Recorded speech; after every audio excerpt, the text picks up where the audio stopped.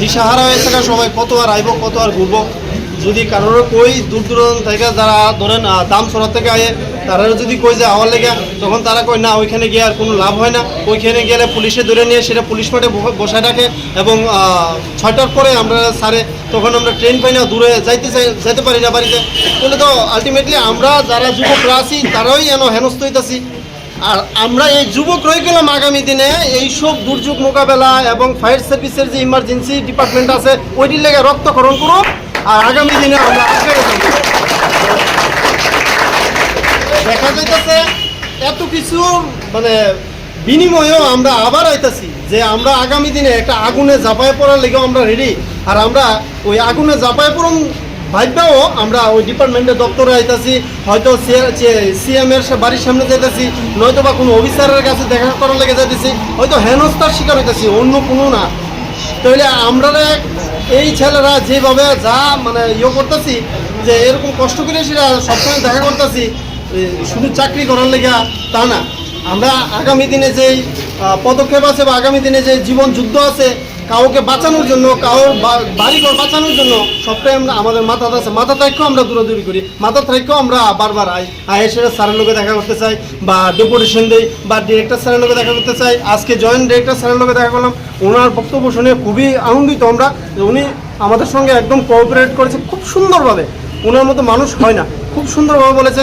এমনও আমরা স্যার পেয়েছি সেক্রেটারিতে যখন দেখা করতে গেছি, ওনার নাম আমি বলতে চাই না, ওনার ব্যবহার একদম কি বলবো সেটা বলার মতো না। কারণ এরকম মানুষের সঙ্গে মানুষ এরকম ব্যবহার করে না। আর আমরা অ্যাসপিরেন্ট, আমরা স্টুডেন্ট, আমরা বেকার যুবক, আমরা চাকরি প্রার্থী। আমরা এমন না যে চাকরি চাইতে গেছি কোনোখানে, আমরা আমাদের হক লড়াইয়ের জন্য গেছি। আমরা নিজেরা মাথার ঘাম পায়ে ফেলে যে চাকরির জন্য ইন্টারভিউ দিয়েছি, দিন রাত অপেক্ষা করে আমরা এই অ্যাসপিরেন্ট বা এই যুবক বা আমরা এই ক্যান্ডিডেট, আমরা যখন ওইখানে গেছি ওইখানে দূর দূর ছাড় করেছে। যাই হোক, আর আমরা যখন সিএম স্যারের বাড়িতে যাই বা ওইখানে দেখা করতে যাই, সিএম স্যার কি আমাদের এই বিষয়টা একবারও নজরও পড়ছে না যে আমরা বারবার এই ছেলেরা এত কষ্ট করে ওনার বাড়ির সামনে যায়, হয়তো বা এখানে আসছি, নয়তো বা অন্য কোনো ডিপার্টমেন্টের সঙ্গে যোগাযোগ করছি, ওনার কাছে তো নিশ্চয়ই যাচ্ছে। তাহলে স্যার যদি দয়া করে আমাদের এই ডিপার্টমেন্টের বিষয়টা নিয়ে একবার যদি ভেবে আমাদের এই আগামী দিনে যে প্রসেসগুলো বাকি রয়েছে সেগুলো যদি অতি সত্বর কমপ্লিট করে, তাহলে আমরা যে বেকার রয়েছে আজকের দিনে বেকার, তারা হয়তো বা তাদের দুমুঠো ভাতের আশা হবে, তারা চাকরি পাবে, তাদের সংসার সুন্দরভাবে চালাতে পারবে, তাদের আশা পূর্ণ হবে। আমরা এই আশা নিয়ে আজকেও এসেছি।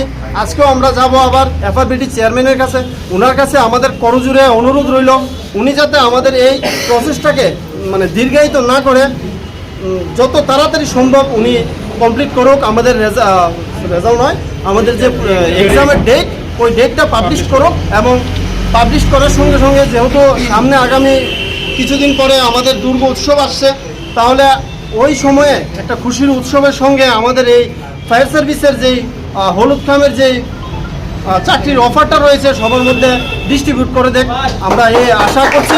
সকলের আশা পূর্ণ হোক।